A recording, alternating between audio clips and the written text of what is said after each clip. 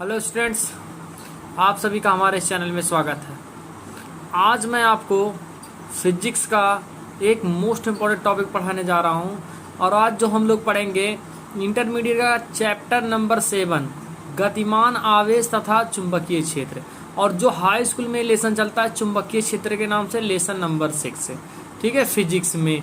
तो अब हम समझ लेते हैं। तो पहले ये चुंबकीय क्षेत्र होता क्या है। तो देखिए चुंबकीय क्षेत्र क्या होता है। देखिए, किसी चुंबक के चारों ओर का वह क्षेत्र जिसमें किसी चुंबकीय सुई पर एक बल आघूर्ण आरोपित होता है, जिसके कारण वह घूमकर एक निश्चित दिशा में ठहरती है, चुंबकीय क्षेत्र कहलाता है। इसका मतलब क्या समझिए। देखिए ये जो है ये यन और यस, नॉर्थ और साउथ है। एक मैंने चुंबक ले लिया। क्या ले लिया?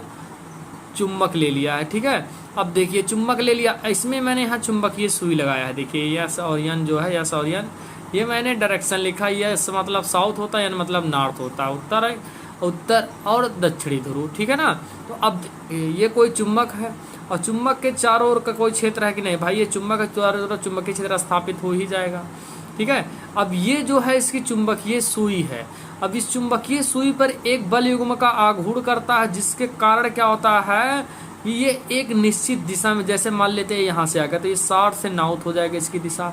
यहाँ भी देख लें तो ये भी साउथ से नॉर्थ है, मतलब नॉर्थ से लेकर कहाँ जा रही है? साउथ की दिशा में। देखिए यहाँ पर हो रहा है कि नहीं हो रहा है। तो इसी को हम लोग बोलते हैं चुंबकीय क्षेत्र, अर्थात किसी चुंबक के चारों का वह क्षेत्र जिसमें किसी चुंबकीय सुई पर एक बल आघूर्ण आरोपित होता है, जिस कारण वह घूमकर एक निश्चित दिशा में ठहरती है, जिसे हम क्या कहते हैं? चुंबकीय क्षेत्र। ठीक है ना। आप समझ लीजिए, जो कि इस चैप्टर का सबसे वेरी वेरी इंपॉर्टेंट टॉपिक है, क्लास हाई स्कूल और इंटरमीडिएट के लिए एग्जाम में लगभग आना तय।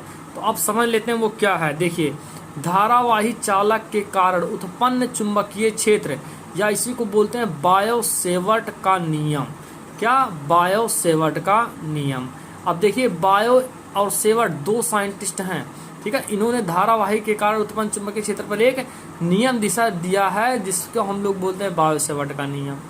ठीक, तो अब समझ लेते हैं ये है क्या। पहले तो इसकी थोड़ा सा हिस्ट्री समझ लेते हैं। देखिए, सन 1820 ईस्वी में बायो तथा सेवर्ट ने विभिन्न धारावाही चालकों द्वारा उत्पन्न चुंबकीय क्षेत्र का अध्ययन करने के लिए अनेक प्रयोग किया।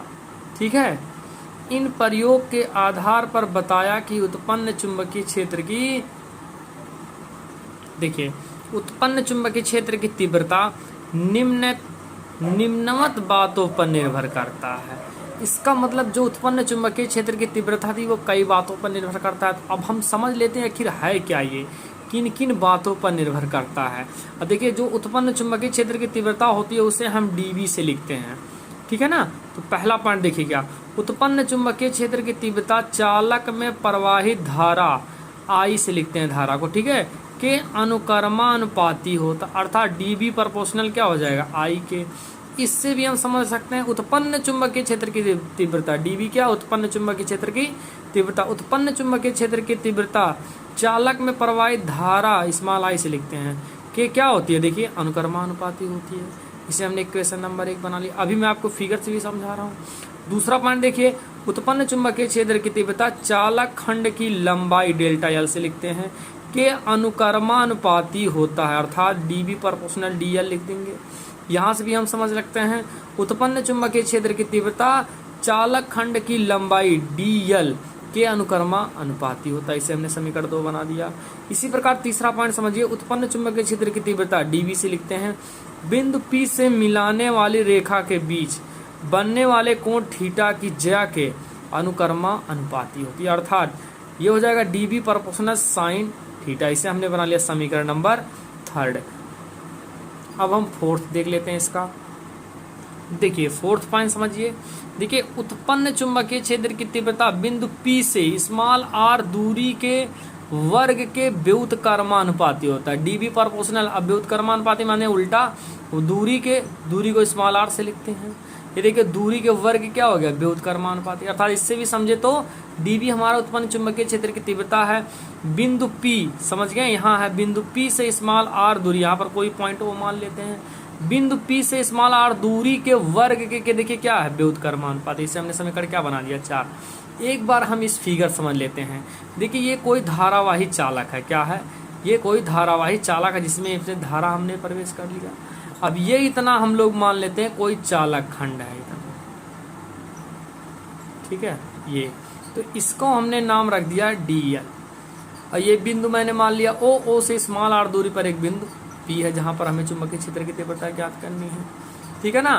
तो पहला पॉइंट हम लोगों ने क्या लिखा, ठीक है। पहला पॉइंट अगर हम लोगों ने समझे तो देखिए ये जो उत्पन्न चुंबकीय क्षेत्र की तीव्रता थी dB, वो धारा I के क्या थी, अनुक्रमानुपाती थी। और दूसरा पॉइंट हमने क्या सीखा था, उत्पन्न चुंबकीय क्षेत्र की तीव्रता जो चालक खंड की लंबाई है उसके भी अनुक्रमानुपाती थी। और तीसरा पॉइंट जो चालक खंड है बिंदु P से जो थीटा अंश का कोण बना रहा उसकी ज्या के भी क्या थी, अनुक्रमानुपाती। और चौथा पॉइंट अभी देखा हमने, उत्पन्न चुंबकीय क्षेत्र की तीव्रता बिंदु P से स्मॉल r दूरी के वर्ग के व्युत्क्रमानुपाती हो, जैसा कि यहाँ।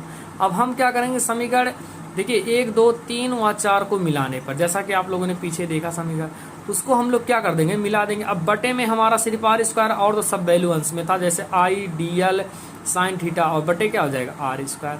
और जब ये अनुक्रमानुपाती नियतांक हटाते हैं तो बाय और सेवट ने इसे μ0/4 रखा था, ठीक है। I dl साइन थीटा बटे r स्क्वायर, ये हो गया हमारा मेन सूत्र। बाय और सेवट ने यही सूत्र प्राप्त किया था, जिससे हम चुंबकीय क्षेत्र की तीव्रता ज्ञात कर लेते हैं। समझ लीजिए, जब चालक निर्वात अथवा वायु में स्थिर हो तब अनुक्रमानुपाती नियतांक पर, ये जो है μ0/4, जहां, ठीक है, अनुक्रमानुपाती नियतांक पर μ0/4, मतलब μ0 को चुंबकशीलता कहते हैं, ठीक है ना। इसे आप समझे रहिएगा। मतलब क्या हो गया कि जब वायु या निर्वात होगा तो जो ये नियतांक है, अर्थात अनुक्रमानुपाती नियतांक μ0/4 को, ठीक है, और इसमें जो μ0 है इसे हम लोग कहते हैं चुंबकशीलता। समझ गए ना। चलो अब इस μ0 का मात्रक भी ज्ञात कर लेते हैं। देखो म्यू0 का मात्रक होता तो न्यूटन प्रति एम्पियर स्क्वायर है, ठीक है। अब समझ लीजिए, देखिए म्यू0 का मान 4 पाई गुणे 10⁻⁻7 होता है। वैल्यू याद रखे रहेंगे, न्यूमेरिकल में आपके लिए काम आएगा। न्यूटन प्रति एम्पियर स्क्वायर, या इसी को बोलते हैं वेबर प्रति एम्पियर मीटर है। ये मतलब एम्पियर, या मतलब मीटर, ठीक है। बीमा अगर निकालना म्यू0, देखिए न्यूटन का mL2 T⁻², मतलब बल का बीमा। एम्पियर है, इसको ए से लिखते हैं, ठीक है। ये प्लस में ऊपर ले आएंगे तो ये क्या हो जाएगा, माइनस में हो जाएगा। और ये हो गया हमारा म्यू0 की बीमा हो गई। समझ गए ना, यहाँ तक कोई तकलीफ। तो इसमें सबसे ज़्यादा इंपॉर्टेंट है बायो सेवर्ट का नियम, जैसा कि आपको मैंने ये समझा दिया। तो इसी प्रकार का वीडियो पाने के लिए आप लोग हमारे चैनल को लाइक, सब्सक्राइब और शेयर करना ना भूलें। वीडियो देखने के लिए धन्यवाद। जय हिंद।